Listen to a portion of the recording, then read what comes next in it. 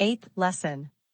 The wise ones who attain in due order 3 to 1 of the unerring states, in which suicide is prescribed, those who are rich in control and endowed with knowledge, knowing the incomparable, religious death, should continue their contemplation.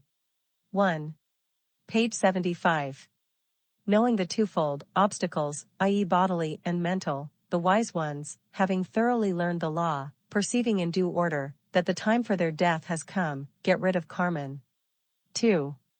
Subduing the passions and living on little food. 1. He should endure hardships. If a mendicant falls sick, let him again take food. 3. He should not long for life, nor wish for death, he should yearn after neither life or death. 4. He who is indifferent and wishes for the destruction of carmine, should continue his contemplation. Becoming unattached internally and externally, he should strive after absolute purity. 5. Whatever means one knows for calming one's own life. 2. That a wise man should learn, i.e. practice, in order to gain time for continuing penance. 6. In a village or in a forest, examining the ground and recognizing it as free from living beings, the sage should spread the straw. 3. 7. Without food, he should lie down and bear the pains which attack him. He should not for too long time give way to worldly feelings which overcome him. 8. When crawling animals or such as live on high or below, feed on his flesh and blood, he should neither kill them nor rub the wound. 9. Though these animals destroy the body, he should not stir from his position. Page 76.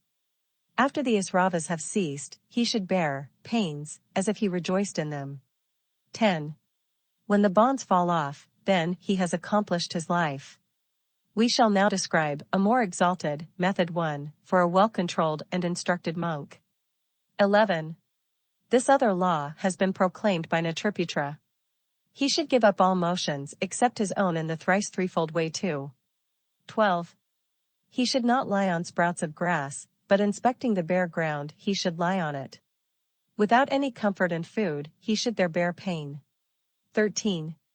When the sage becomes weak in his limbs, he should strive after calmness. 3. For he is blameless, who is well fixed and immovable, in his intention to die. 14. He should move to and fro, on his ground, contract and stretch his limbs, for the benefit of the whole body, or he should remain quiet as if he were lifeless. 15. He should walk about, when tired of lying, or stand with passive limbs, when tired of standing, he should sit down. 16. Intent on such an uncommon death, he should regulate the motions of his organs. Page 77. Having attained a place swarming with insects, he should search for a clean spot. 17. He should not remain there whence sin would rise.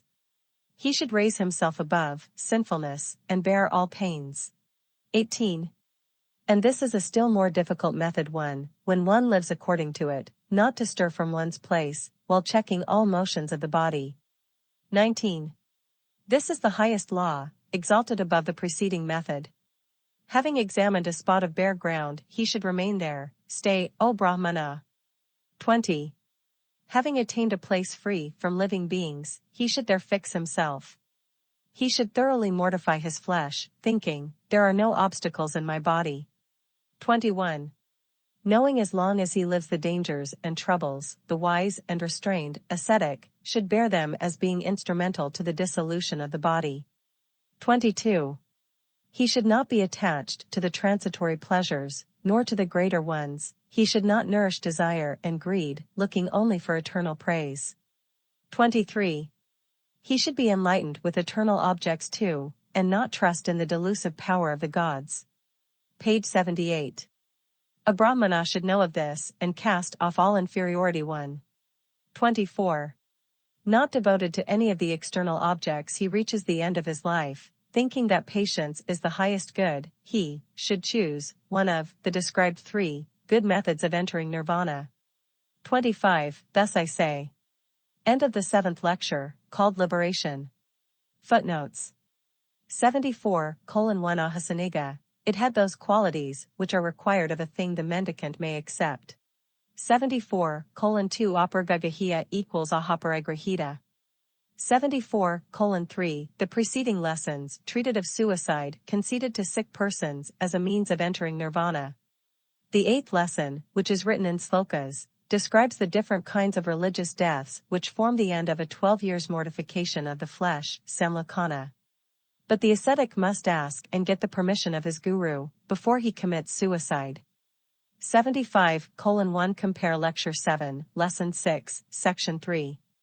75:2 i.e., for preserving the life, when too severe penance brings on sickness and the probability of instant death. 75:3 Here commences the description of the Bhaktapradyakianamarana, suicide by rejecting food. 76:1 This the Ajitamarana, which differs from the preceding one by the restriction of the motions of the candidate for suicide to a limited space. 76:2 i.e. of body, speech, and mind, doing, or causing, or allowing to be done. 76:3 He should not give way to melancholy thoughts. 77:1 It is called Payovagamana, translated by the commentators Padapopagamana, remaining motionless like a felled tree. This etymology, which is generally adopted by the Gainas, is evidently wrong, for the Sanskrit prototype is the Brahmanical Prayopagamana. 77:2 This is the Scholiast's interpretation of Nimamtega Nimantrayat. 78:1 Nimam Karma Maya Va. Next, Book I, Lecture 8, Lesson 1.